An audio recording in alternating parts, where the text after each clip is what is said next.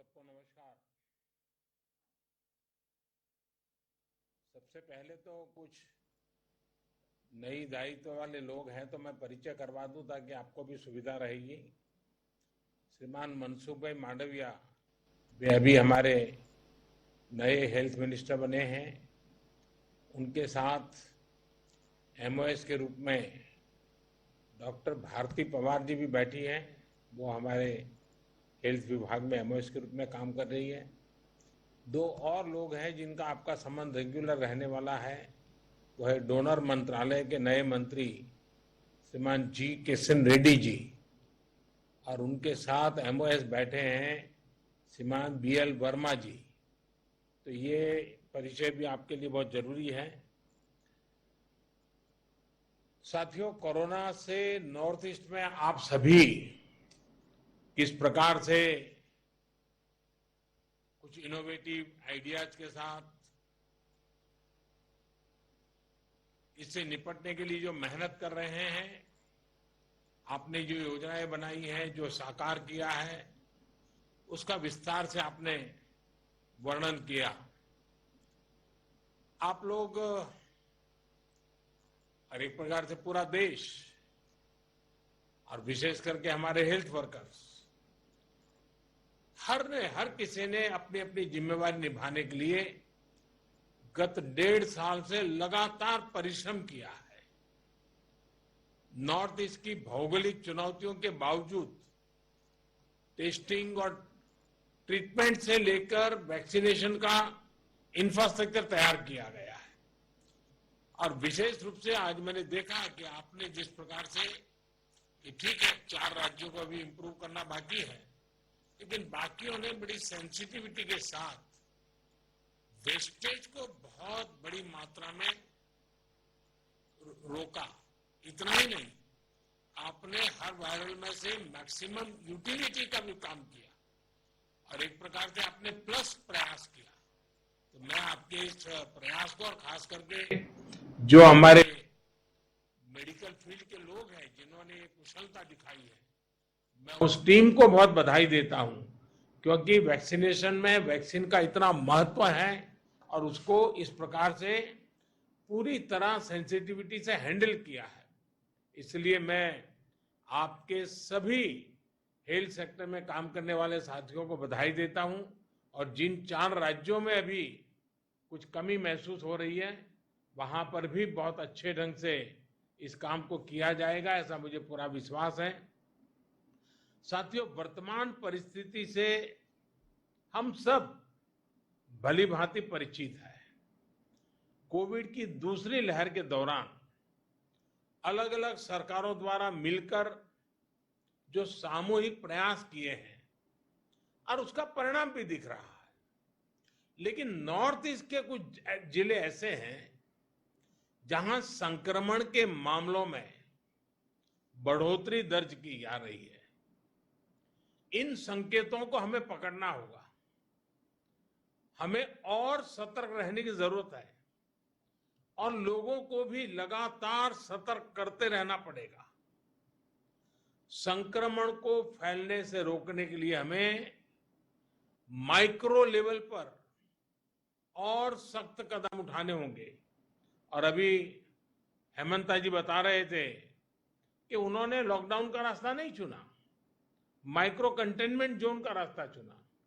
6000 से अधिक micro containment zone बनाए। इसके कारण रिस्पॉन्सिबिलिटी तय हो सकती है। उस माइक्रो कंटेनमेंट के जोन का जो इंचार्ज होगा उसे पूछ सकते भाई कैसे गड़बड़ हुआ, क्यों नहीं हुआ, कैसे अच्छा हुआ। इसलिए जितना जोर माइक्रो कंटेनमेंट जोन पर हम लगाएंगे, हम इस परिस्थिति से जल्दी बाहर आएंगे। और बीते 1.5 साल में जो अनुभव हमें मिले हैं, जो बेस्ट प्रैक्टिसेस हमने देखी है, हमें उसका भी पूरा इस्तेमाल करना होगा। देश के अलग अलग राज्यों ने भी नए नए इनोवेटिव तरीके चुना है। आपके राज्य में भी कुछ जिले होंगे, कुछ गांव होंगे, कुछ अफसर होंगे जिन्होंने बड़े इनोवेटिव तरीके से इन चीजों को हैंडल किया होगा। ये बेस्ट प्रैक्टिसेस को आइडेंटिफाई करके उसको जितना ज्यादा हम प्रचारित करेंगे हमें सुविधा होगी। साथियों, हमें कोरोना वायरस के हर वेरिएंट पर भी नजर रखनी होगी, क्योंकि ये बिल्कुल बहुरूपिया है, बार बार अपने रंग रूप बदल देता है और उसके कारण हमारे लिए भी चुनौतियां खड़ी करता है। और इसलिए हमें हर वेरिएंट पर बहुत बारीकी से नजर रखनी पड़ेगी। म्यूटेशन के बाद ये कितना परेशान करने वाला होगा, इस बारे में एक्सपर्ट्स लगातार स्टडी कर रहे हैं। पूरी टीम हर बदलाव पर नजर कर रही है। ऐसे में प्रिवेंशन और ट्रीटमेंट ये बहुत जरूरी है। इन दोनों से जुड़े उपायों पर ही हमें हमारी पूरी शक्ति लगानी है, पूरा फोकस इन्हीं चीजों पे करना है। वायरस का प्रहार वो 2 गज की दूरी, मास्क और वैक्सीनेशन के कवच के सामने कमजोर पड़ जाएगा।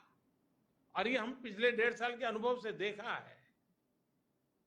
वही टेस्टिंग, ट्रैकिंग और ट्रीटमेंट, इसकी जो हमारी रणनीति है, जो हमारा इंफ्रास्ट्रक्चर है, वो अगर बेहतर होगा तो ज्यादा से ज्यादा जीवन बचाने में हम सफल रहेंगे। ये पूरी दुनिया के अनुभवों से प्रमाणित हो चुका है। और इसलिए हमें हर नागरिक को कोरोना बचाव के लिए बने नियमों का पालन करने के लिए निरंतर प्रोत्साहित करते रहना होगा।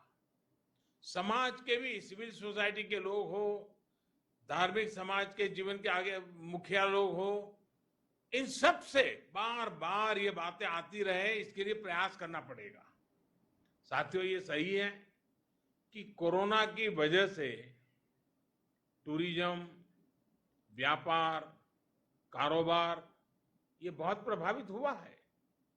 लेकिन आज मैं बहुत जोर देकर कहूंगा कि हिल स्टेशन में, मार्केट्स में बिना मास्क पहने, बिना प्रोटोकॉल का अमल किए बिना भारी भीड़ का उमड़ना, मैं समझता हूं एक चिंता का विषय है, ये ठीक नहीं है। कई बार हम ये तर्क सुनते हैं और कुछ लोग तो बड़ा सीना तान करके बोलते हैं, अरे भाई, तीसरी लहर आने से पहले हम एंजॉय करना चाहते हैं।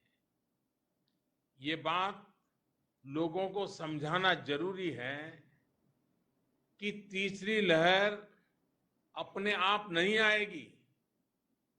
कभी कभी लोग सवाल पूछते हैं, तीसरी लहर की क्या तैयारी की है, तीसरी लहर के लिए आप क्या करेंगे।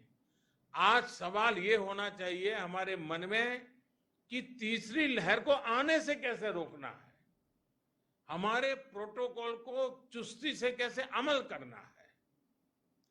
अगर, और ये कोरोना ऐसी चीज है, वो अपने आप नहीं आती है, कोई जाकर के ले आए तो आती है। और इसलिए हम अगर इन चीजों को बराबर सावधानी करेंगे तो हम तीसरी लहर को ही रोक पाएंगे। आने के बाद क्या करेंगे वो एक विषय है, लेकिन आते हुए रोकना ये प्रमुख विषय है। और इसके लिए हमारे नागरिकों में सजगता, सतर्कता, प्रोटोकॉल का पालन, इस पर हमने थोड़ा सा भी कॉम्प्रोमाइज नहीं करना है। और एक्सपर्ट भी बार बार ये चेतावनी दे रहे हैं कि असावधानी, लापरवाही, भीड़भाड़, ऐसे कारणों से कोरोना संक्रमण में भारी उछाल आ सकता है। और इसलिए ये जरूरी है कि हर स्तर पर हर कदम गंभीरता के साथ उठाए जाए। अधिक भीड़ वाले जो आयोजन रुक सकते हैं, उनको हमें रोकने का प्रयास करना चाहिए। साथियों, केंद्र सरकार द्वारा चलाए जा रहे सबको वैक्सीन, मुफ्त वैक्सीन अभियान की नॉर्थ ईस्ट में भी उतनी ही अहमियत है। तीसरी लहर से मुकाबले के लिए हमें वैक्सीनेशन की प्रक्रिया तेज करते रहना है।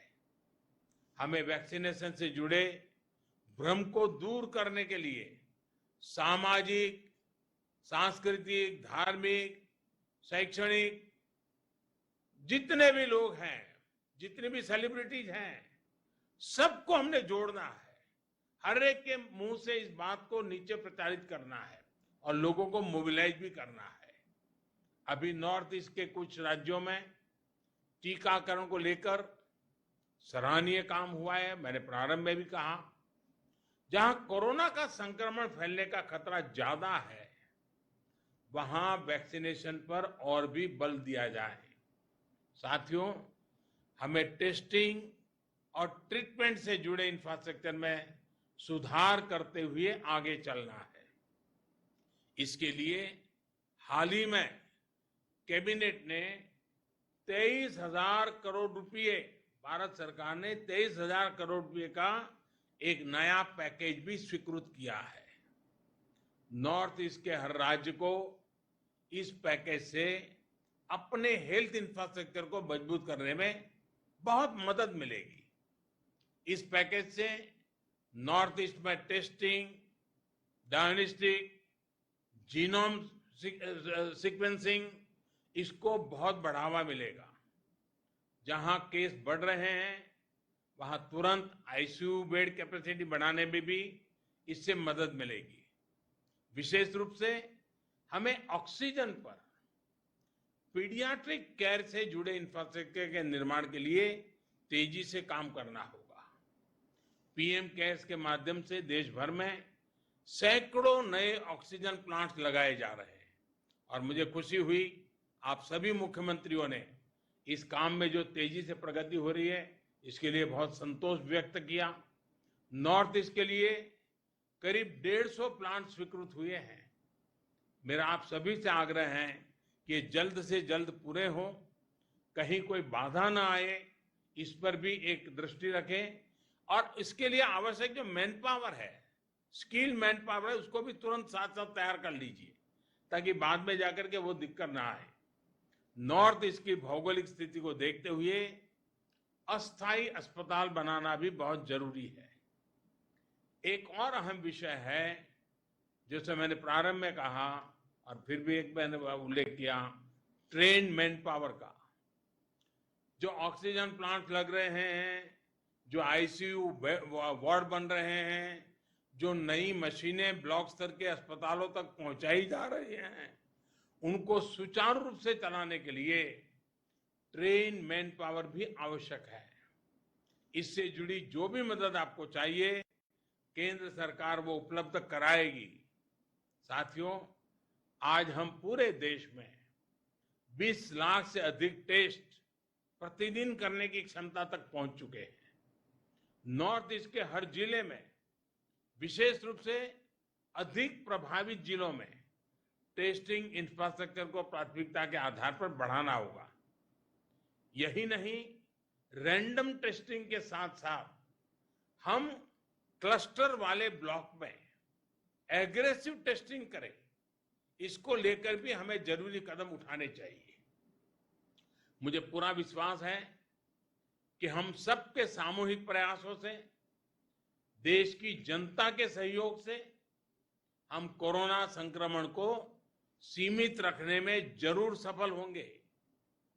मैं फिर एक बार आज विस्तार से नॉर्थ ईस्ट की चर्चा करके बहुत स्पेसिफिक विषयों पर हम चर्चा कर पाए। मुझे विश्वास है कि इन चीजों से आने वाले दिनों में नॉर्थ ईस्ट में जो थोड़ी बढ़ोतरी दिख रही है, उसको तुरंत रोकने में हमारी पूरी टीम काम करेगी और सफलता मिलेगी। एक बार फिर से आप सबका बहुत बहुत धन्यवाद और मेरी आपको बहुत शुभकामनाएं हैं। जल्दी से मेरे नॉर्थ ईस्ट के भाई बहन कोरोना से मुक्ति का आनंद ले। माननीय प्रधानमंत्री जी, धन्यवाद। हम यहाँ पर मीटिंग समाप्त करते हैं।